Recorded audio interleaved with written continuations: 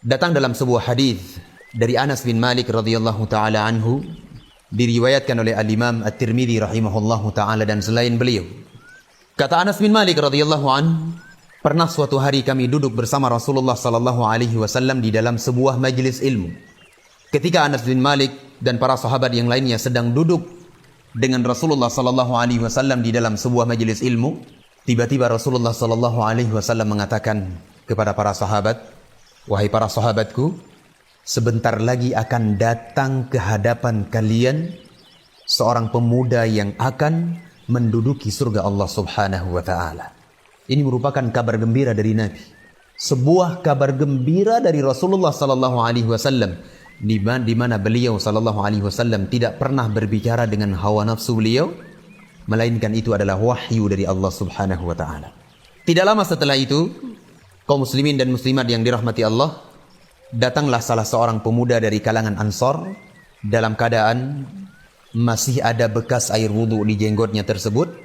Ia pegang sandal dengan tangan kirinya, kemudian ia beri salam kepada Rasulullah sallallahu alaihi wasallam dan para sahabat ridwanullah alaihim. Setelah itu orang itu pun berlalu. Ia pergi melakukan aktivitasnya. Kemudian di esok harinya, pada hari yang berikutnya, Nabi sallallahu alaihi wa ala alihi wasallam menyebutkan lagi ucapan yang sama. Ucapan yang kemarin beliau sebutkan. Apa ucapan tersebut? Beliau mengatakan, "Wahai para sahabatku, sebentar lagi akan muncul di hadapan kalian seorang pemuda yang akan menduduki surga Allah Subhanahu wa taala." Tidak lama setelah itu, datanglah pemuda yang kemarin datang kepada Nabi sallallahu alaihi wasallam dengan keadaan ia yang kemarin. Ia datang ke hadapan Rasul sallallahu alaihi wasallam dan para sahabat dalam keadaan masih ada bekas air wudhu yang menetes dari jenggotnya tersebut, menunjukkan bahwa pemuda ini baru saja berwudhu. Ia pegang sandal dengan tangan kirinya, kemudian dia beri salam kepada Rasulullah sallallahu alaihi wasallam dan para sahabat. Setelah itu pemuda itu pun berlalu. Ia pergi. Kemudian pada hari yang berikutnya, Rasulullah sallallahu alaihi wasallam mengucapkan lagi ucapan tersebut. Diulang lagi oleh Rasulullah sallallahu alaihi wasallam untuk yang ketiga kalinya. Beliau mengatakan kepada para sahabat, "Wahai para sahabatku, akan muncul sebentar lagi di hadapan kalian seorang pemuda yang akan memasuki surga Allah." Coba dibayangkan, satu kali saja sebenarnya sudah cukup pengkhabaran dari Nabi SAW terhadap pemuda tersebut bahwa ia adalah penduduk surga Allah. Namun di dalam hadis ini, Nabi SAW mengulang sampai 3 kali, 3 hari berturut-turut. Sehingga keadaan ini membuat Abdullah ibnu Ammar ibn al-As radhiyallahu an, salah seorang sahabat yang mulia, beliau penasaran dengan pemuda Ansar tersebut.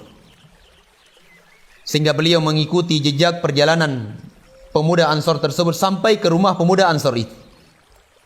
Ketika Abdullah ibnu Ammar ibn al-As sampai ke rumah pemuda tersebut, beliau mengatakan kepada pemuda Ansar itu, "Wahai pemuda Ansar, sesungguhnya aku sedang ada masalah dengan ayahku, dengan orang tuaku. Berikan aku izin untuk tinggal di rumahmu selama 3 hari 3 malam." Padahal sangat memungkinkan Abdullah ibnu Ammar ibn al-As untuk tidur di masjid bersama Ahlus Suffah, bersama Abu Hurairah, bersama para sahabat yang lainnya yang tidak memiliki rumah. Namun Abdullah ibnu Ammar ibn al-As radhiyallahu an meminta izin untuk tinggal di rumah pemuda Ansar tersebut 3 hari 3 malam. Tidak lain tujuannya kecuali beliau ingin lihat amalan apa yang dilakukan oleh orang tersebut, sehingga Rasulullah sallallahu alaihi wasallam memberi kepadanya kabar gembira surga. Kemudian pemuda Ansar tersebut mengiyakan dan membolehkan Abdullah ibnu Ammar ibn al-As untuk tinggal di rumahnya 3 hari 3 malam. Lewatlah 1 hari 1 malam, 2 hari 2 malam, 3 hari 3 malam. Abdullah ibnu Ammar ibn al-As radhiyallahu anhuma, beliau tidak mendapati ada amalan yang banyak yang dilakukan oleh pemuda Ansar tersebut. Amalannya sedikit, tidak banyak. Datang dalam riwayat yang lainnya disebutkan bahwa pemuda tersebut, ia tidak melakukan qiyamul lail, amalan yang sangat mulia. didapati oleh Abdullah bin Umar bin Al-As, orang tersebut tidak melakukan qiyamul lail. Sehingga keadaan yang seperti ini membuat Abdullah bin Umar bin Al-As radhiyallahu anhuma bertanya kepada pemuda tersebut. Beliau mengatakan, wahai pemuda Ansor, aku duduk bersama Rasulullah sallallahu alaihi wasallam dan para sahabat yang lainnya. Aku mendengar Rasulullah sallallahu alaihi wasallam menyebutkan 3 kali 3 hari berturut-turut bahwa akan datang kepada kalian, akan muncul di hadapan kalian seorang pemuda yang akan menduduki surga Allah Subhanahu wa taala. Kemudian engkau pun datang untuk ketiga-tiga kalinya. Kemudian kata Abdullah bin Umar bin Al-As radhiyallahu anhuma, amalan apa yang engkau lakukan sehingga Nabi alaihi salatu wasallam memberi kepada engkau kabar gembira surga tersebut? Kemudian pemuda Ansar tersebut menjawab dengan tawadhu'nya. Beliau mengatakan, wahai Abdullah bin Umar bin Al-As, tidak ada yang saya amalkan, tidak ada yang saya kerjakan dari amalan soleh kecuali apa yang engkau lihat selama 3 hari 3 malam di dalam rumahku.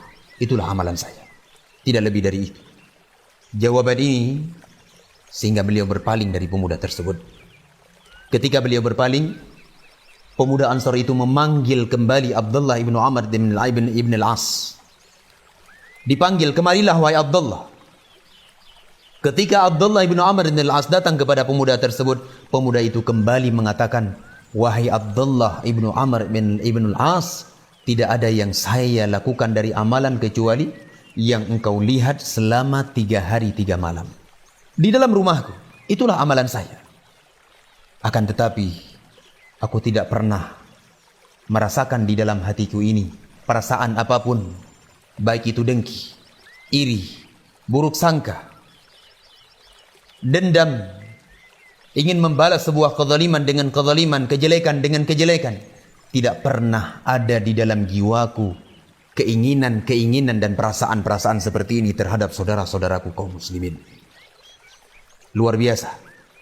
Kemudian kata Abdullah bin Umar bin Al-As, inilah yang menyebabkan Nabi SAW memberikan kabar gembira surga kepada engkau, dan ini pula yang sangat berat untuk kami menjalankannya. Faedah yang bisa kita ambil di sini, bahwasanya kesucian jiwa seseorang, bersihnya kalbu seorang hamba, seorang muslim, dari berbagai kotoran yang akan mengotorinya, dari berbagai penyakit. Apakah itu penyakit dengki, apakah itu penyakit hasad, iri, buruk sangka, dan berbagai jenis penyakit hati yang dibenci oleh Allah Azza wa Jalla, yang tergolong ke dalam akhlak-akhlak yang tidak baik. Ketika kita berupaya membersihkan ini, maka kita akan mendapatkan surga Allah Subhanahu wa taala Rabbul Alamin.